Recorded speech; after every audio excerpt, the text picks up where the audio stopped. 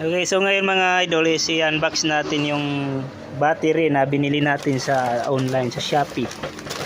So ito pang ilang beses ko na itong order dito sa shop na ito mga idol. Bubuksan na natin at sa ayaw at sa gusto niyo mga idol is bubuksan na natin para makita natin.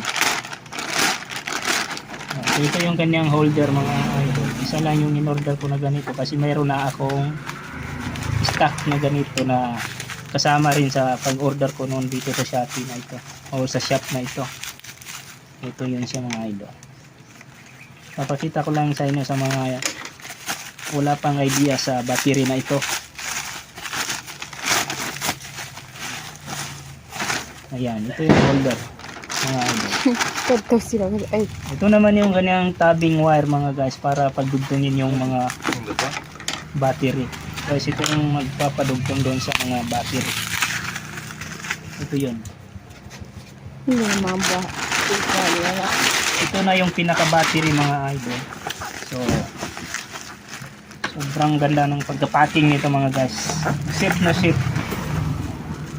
Dahil masyadong makapal yung bubble wrap na nilagay nila dito, ginamit nila para dito. Para iwas disgrasya o para iwas basag. Ayan. Ayan.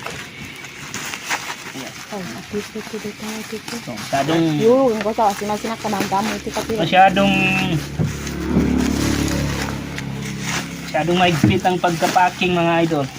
Ayan. Ayan.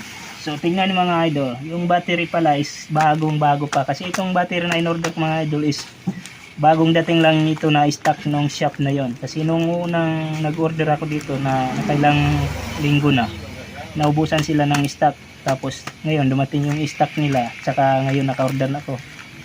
So ito na yun siya mga guys. So bago pa itong mga stock nila mga guys. Tingnan niyo. So ngayon mga guys is ita-top balance na lang natin ito. So kung gusto niyo bilihin yung battery na ito mga guys is lalagay ko yung link sa comment section para mabili niyo or ma-order niyo yung battery na ito at hindi na kayo mahirapan pang hanapin itong legit na shop na ito. Maraming salamat mga guys.